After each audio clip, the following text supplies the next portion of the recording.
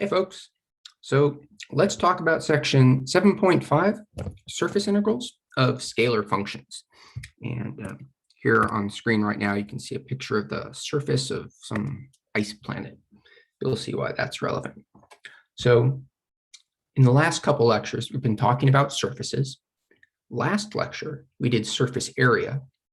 A next natural question to ask would be how to integrate a function over a surface.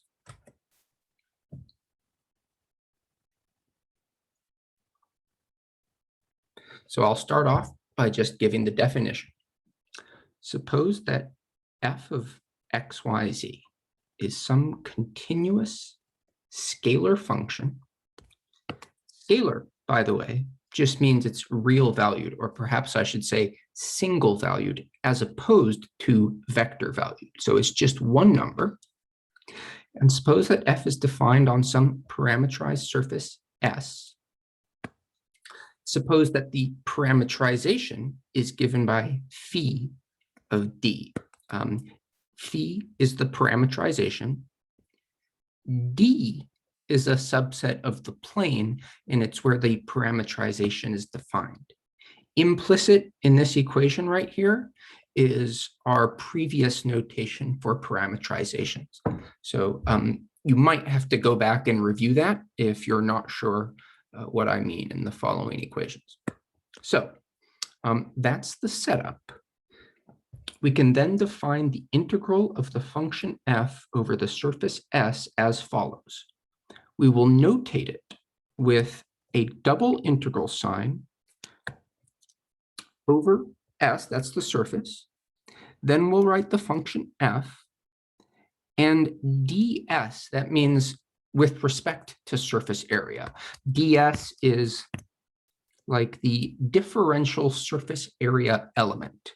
And you'll notice it's a capital S, so don't confuse that with our notation for a path integral, which used a lowercase s.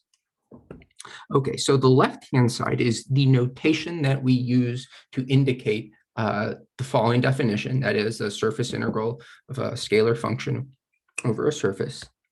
The right side is what it's equal to. That is how we actually calculate or compute it in terms of quantities that we already know and understand and have defined. And what it is the integral over the domain of the parameterization of f evaluated at the points on the surface, that is phi of u and v, times our surface area element, which we have already seen in the previous lecture on surface area. That is the length of the normal vector and then times the ud. A couple of notes related to this definition. First, it can be proven, although I won't do so, that this definition is independent of the parameterization.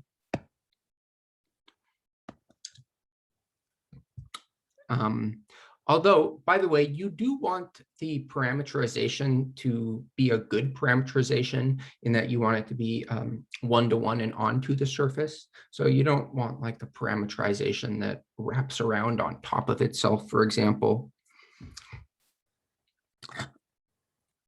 If you let f be 1 in this definition, so you just have the integral of the function 1, in that case, it reduces to the familiar surface area definition. So we might write the area of S, well, that's just the surface integral of the function 1 ds. And that's, if you plug 1 into this equation, you get exactly what we've already seen for the surface area. So this is kind of in analogy with when we integrate the function 1 over a path, and that gives us the length of the path, so forth.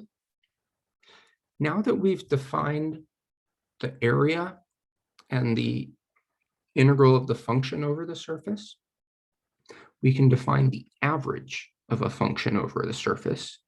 As usual, we'll indicate this with a little bar over the function that we're taking the average of. And as usual, it's the integral of the function over the surface divided by the measure of the surface, or in this case, the area of the surface. This area definition of integrating a function over a set, dividing by the measure of the set, comes back time and time again. So you could perhaps, in your own mind, generalize it to sets of arbitrary dimension.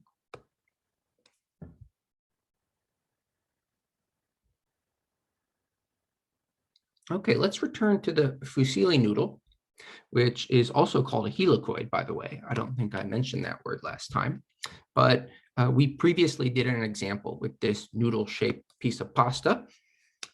So let's call that S, and the parameterization is phi of uv equals u cos v, u sine v, v. So that was the same parameterization that we used for this shape last time. U and v live in -1, 1 cross 0 to 2 pi. And we previously found the area of this shape, if you look back at the notes from the previous lecture. Now, the question is to integrate a function over this shape. So let's suppose that our function is the temperature of the noodle, T of x, y, z, and it's given by the square root of x squared plus y squared. In fact, I used Mathematica to even plot the temperature of the shape. So you can have Mathematica represent the different values of a function with different colors. And you can see that the outer perimeter, or the outer edge rather, of the noodle is the hottest, and the center of the noodle is the coldest. So the question is to integrate the temperature over the shape, and then use your answer to part A to find the average temperature of the noodle. And I'm going to let you try this one, and then I'll do it in class and we can see if you did it right. But I will say that you're going to want to use the formula that I just gave you, this one right here. So you'll want to plug the parameterization in to the function, and you'll want to use the surface area element. You may want to refer to notes from our last lecture in order to do it.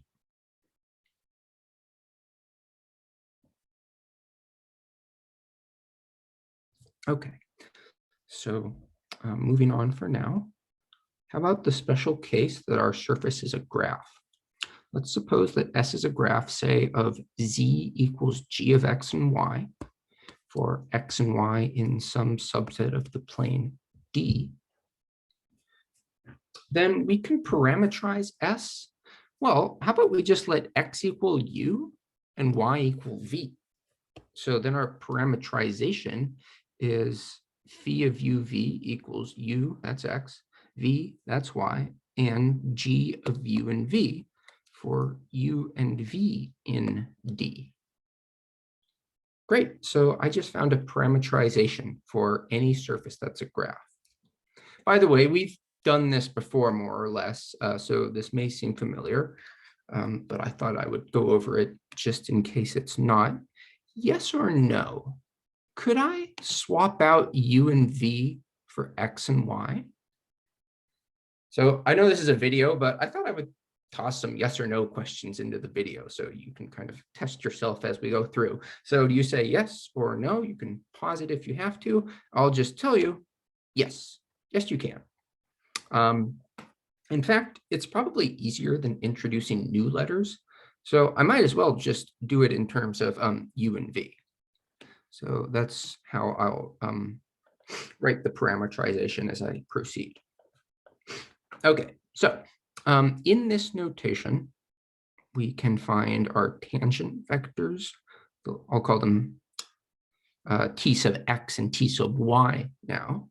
So, as usual, tx is d phi dx, and ty is d phi dy, with this being the equation of phi. These end up being the two tangents, 1, 0 dg dx and 0, 1 dg dy. Okay, now that we've computed our two tangent vectors, we should take their cross product so we can get the normal. What's the equation of that normal? is it equal to that? Yes or no? Pause it, think about it, decide if that's the case, and I will tell you the answer in 3, 2, 1. Yes, the answer is yes. And that's an equation, actually, which you can see if you go back, I guess, to the 7.4 lecture. It was one of the special case formulas in 7.4. So using that for the length of the normal and sticking this parameterization in for phi into the integral formula for the integral of f over s, we get f of xy g of xy times this whole square root of 1 plus dg dx squared plus dg dy squared. Okay, so that's a special case of the integral of a scalar function over a surface formula. So let's see an example with that. How about the following? In this example, I have a surface which looks kind of like a wavy, but I don't know what surface does this look like? I don't know, a blanket, a chip, whatever the heck that is. It's some surface which I invented and which is parameterized by z equals x squared plus sine y for xy in 0, 1 cross 0, 6. And let's now define the scalar function f of xyz to be 7y minus 5z. The problem is to find, but don't evaluate, an integral for the integral of f over the surface S. And I say not to evaluate it because, well, you'll see when you try to find it. I think it's impossible to evaluate. So why don't you go ahead and try this? I'll show you the answer right now, but go ahead and try it for yourself first. And I'll show you the answer in 5, 4, 3, 2, 1 now. Okay, so this is an example of a graph. Z is some function of x and y. So that's so this surface lies on the graph of this function of x and y. How about we call this function g of x and y, right? So this is the graph of z equals g of x and y equals x squared plus sine y. So we can just use the formula that I just gave, which is this one right here. And you can see if we plug this in to f, well, let's see. That means we're plugging in y is still y. Z, however, is, look, z is replaced by g of x and y. So that's why I'm sticking in x squared plus sine y in place of z. And then we have our surface area element, which is this one. So you can see we've got the 1, we've got the dg dx squared, and we've got the dg dy squared. And you can stop this right here. I kind of doubt that integral is even possible to evaluate. Okay. There's a lot of cool concepts that we learn in Math 20E, and hopefully I have time to impress upon you the application of all of them, because they exist for very good reasons. So here's one application: density. Suppose that f of xyz is the surface mass density of some surface S. So what the heck is a surface mass density? Let me quiz you a little bit on what the heck that even means. Yes or no? Under these assumptions, f of x, y, and z gives the amount of mass per unit area at the point x, y, z in the surface S. And if you said, I'll give the answer in 3, 2, 1 now. You said yes, then you are correct. Yeah. That's what a surface mass density is. Now, how about I test you on units of a surface mass density? So just for kind of fun, why don't you pick out of all these different options, which are the ones which could be surface mass densities? Go ahead, pause the video and do that now. And okay, let's see. Kilograms per square meter, yeah, that's mass per area. Kilograms, no, that's not mass per area. Wait, that's mass per volume. That's a normal density, like we usually think of one, but it's not a surface density. What about milligrams per millimeter square? Yeah, that sounds like something a biologist would care about. What about PSI, pounds per square inch? Not really. So this one is not really a surface mass density because pounds is not really mass. It's actually a force. Yeah, if you went to the moon, your mass would be the same, but your pounds would be different because pounds is a force, not a mass. So technically this one's not, but you could be forgiven for saying that it was appropriate units of mass per square inch. Tons per acre, yeah, tons. A ton is 2,000 pounds. Acre is an area.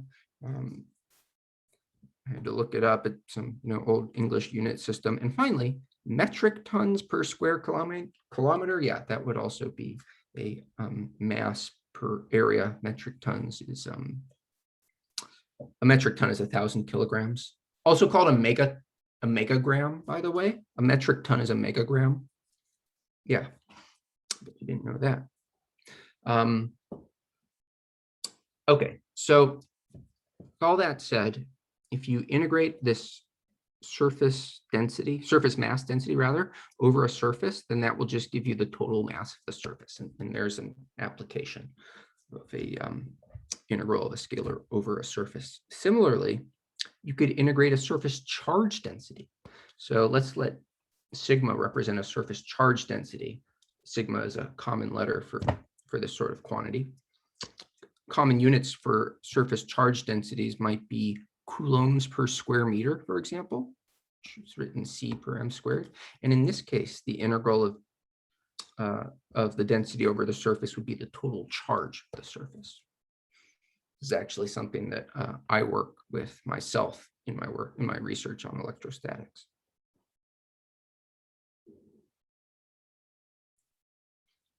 Okay, here's a question for you. Suppose that S is the surface of the planet Xanadu.